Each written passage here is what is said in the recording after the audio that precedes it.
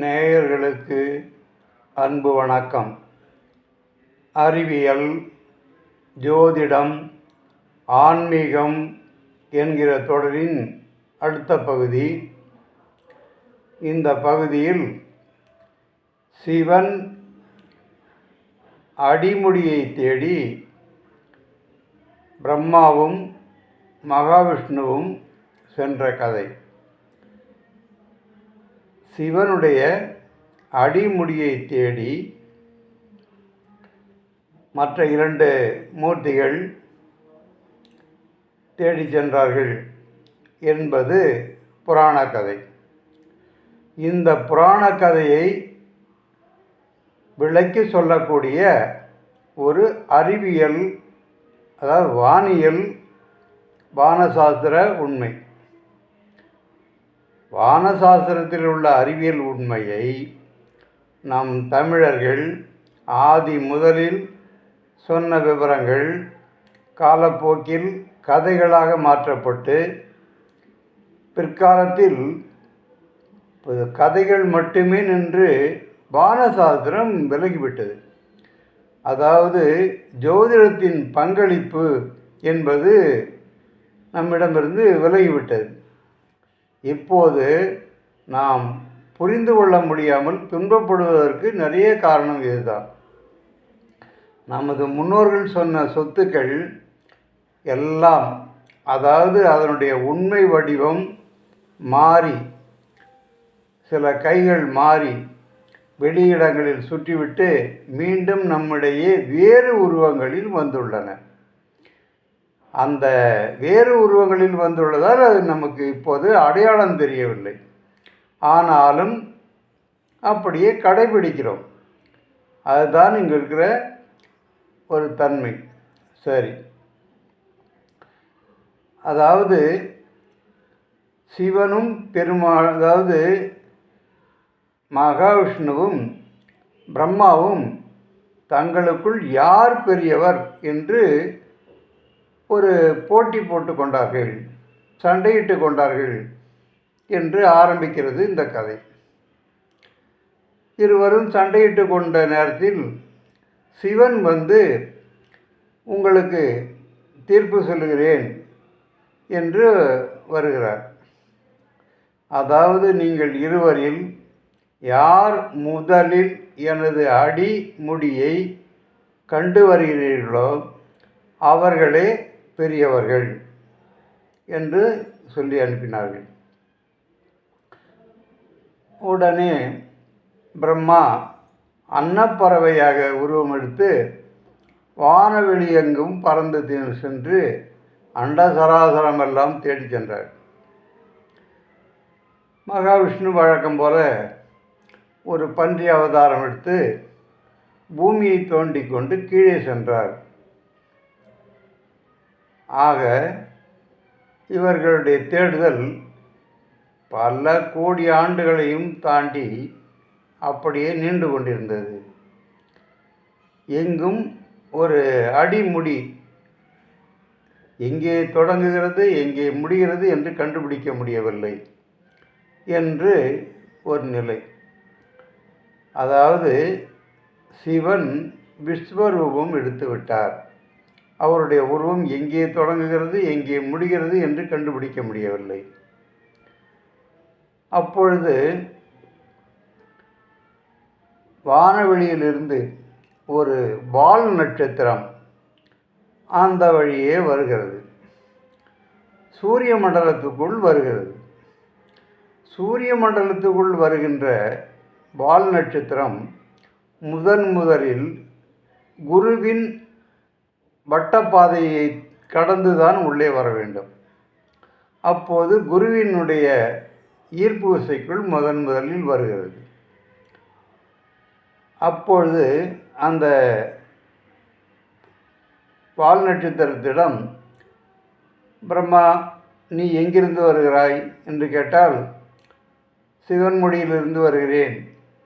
ஏறக்குறைய நான் பிரயாணம், அதாவது வெளியே வரத் தொடங்கி எத்தனை கோடி ஆண்டுகள் ஆனது என்று எனக்கே தெரியாது.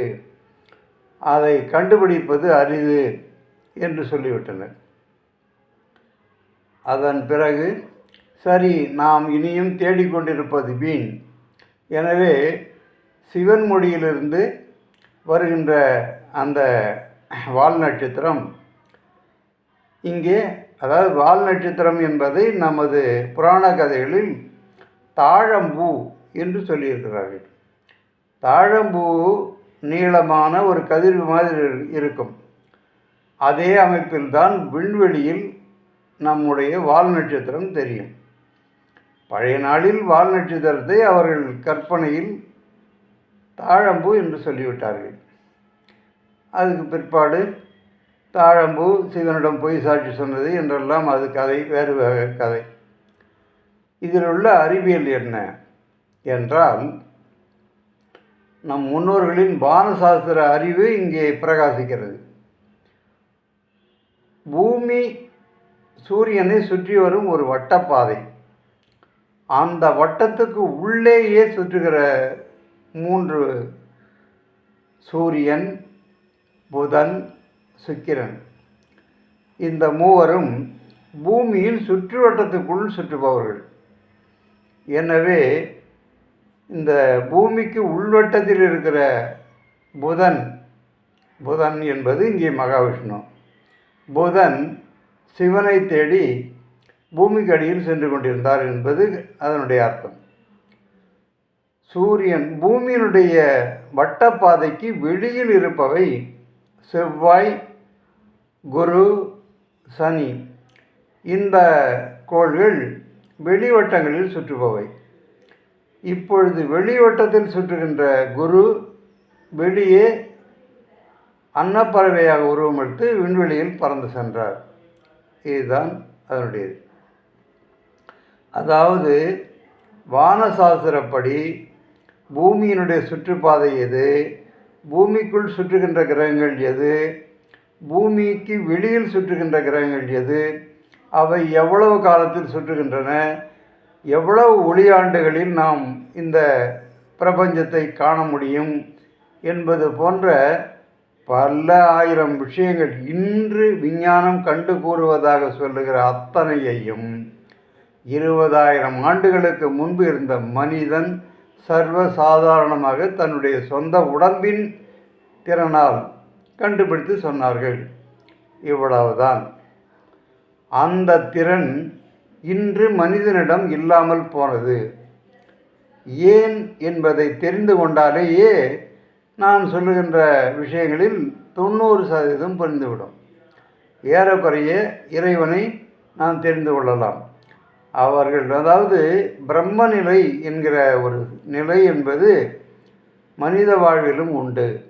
அந்த பிரம்ம நிலை அடைந்தவர்களை தான் ஞானி என்கிறோம். அந்த நிலையை பெற்ற மனிதர்கள் ஆதி நாளில் கண்டு சொன்னது, அதாவது அவர்களால் கண்டு சொல்ல முடிந்தது, மற்றவர்களால் கண்டுபிடிக்க முடியாது. எனவே இதை பொக்கிஷமாக தருகிறோம், வைத்து கொள்ளுங்கள் என்று சொன்ன வானசாஸ்திர அறிவியல்தான் கதைகளாக உருமாறியது. அதன் பிறகுதான் அவற்றை ஒரு பூமியில் ஒரு அடையாளப்படுத்த ஒவ்வொரு இடங்களை குறிப்பிட்டு அங்கே ஒரு கோயில்கள் அமைத்து வழிபாட்டு தலங்கள் அமைத்தார்கள். அந்த தலம் இன்று திருவண்ணாமலை என்று போற்றப்படுகிறது. அதாவது ஆதி காலத்தில் தோன்றிய ஒரு மலை. அந்த மலையின் சக்தியை சிவனுடைய அடிமுடி, அதாவது ஜோதி தரிசனம் என்று அங்கே தீப தரிசனம் என்று காட்டினார்கள். விண்ணுக்கும் மண்ணுக்குமாக, அதாவது அந்த சூரிய ஒளி ஜோதி, அருட்பெரும் ஜோதி என்கிற பெரும் ஜோதி விண்வெளி வரைக்கும் படர்ந்திருந்தது. இங்கே வானசாஸ்திர உண்மை என்ன? விண்வெளியில், அதாவது சூரிய மண்டலத்திலேயே மிக சிறிய கோள் என்பது புதன். சூரிய மண்டலத்திலேயே மிக பெரிய கோள் என்பது குரு. இந்த இரண்டும் சூரியனின் அளவில் ஒப்பிட்டால் மிகவும் சின்னவை. ஆக இந்த மூன்றையும் ஒப்பிட்டு தான் இந்த கதை. அதாவது பூமி, அதாவது புதன் கிரகம் சின்னதாக இருந்தாலும் அதன் எல்லையில், அதனுடைய பரப்பிலிருந்து பார்க்கும் பொழுது மற்ற எல்லாமே சின்னதாக தெரியும். அதாவது தான் இருக்கிற இடம்தான் பெரியதாக தெரியும். அதே போல் குருவிடமிருந்து பார்க்கும் பொழுது சூரியனே ஒரு புள்ளி மாதிரி தான் தோன்றும். அதாவது நம்ம நட்சத்திரங்களை பார்ப்பது போல ஒரு புள்ளியாகத்தான் தோன்றும். இப்படி விண்வெளியில் நம்முடைய பூமியிலிருந்து பார்க்கும்போது தெரிகின்ற இதே அளவில் தான் எல்லாம் தெரியும் என்பது இல்லை. ஒவ்வொரு இடத்திலிருந்து பார்க்கும் பொழுதும் சூரியனோ மற்ற கோள்களோ வேறு வேறு அளவுகளில் வேறு வேறு விதங்களில் தெரியும். இதை தான் மிக பழைய நாளில் நமது முன்னோர்கள் அந்த பூமியினுடைய அமைப்பு, பூமியின் சுற்றுப்பாதை, கோள்களின் சுற்றுப்பாதை, எந்த கோள்கள் பூமிக்கு அருகில் சுற்றுகிறது, எந்த கோள்கள் பூமியிலிருந்து வெகு தொலைவில் உள்ளது, எந்த வட்டப்பாதைக்குள் இருக்கிறது என்பதை அத்தனையையும் இன்றைய அறிவியல் சொல்லுவதற்கு 20,000 வருடங்களுக்கு முன்பு சொன்னார்கள். அதாவது நாங்கள் விண்வெளிக்கே சென்று விட்டோம் என்றாலும் அதற்கு முன்பே விண்வெளியை பற்றி அவ்வளவு துல்லியமான விஷயங்களை சொல்லிதான் நம்முடைய தெய்வங்கள் அத்தனையும் பூமிக்கு கொண்டு வந்தார்கள்.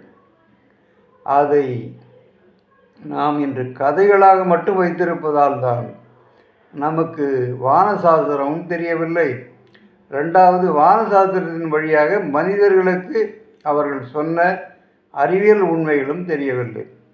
அந்த அறிவியல் உண்மைகளை தெரிந்து கொள்ள நம்முடைய ஞானம் பெருகும், நம்முடைய பிரம்ம ஞானம் பெருகும், நம்முடைய வாழ்க்கையை தெரிந்து கொள்வோம், நாம் இறைவனுடைய அருளை பெறுவோம். நன்றி, வணக்கம். திருமழிசை அறிவியல் ஜோதிட நிலையம், ஜோதிட குரு சு. சம்பையா. வணக்கம்.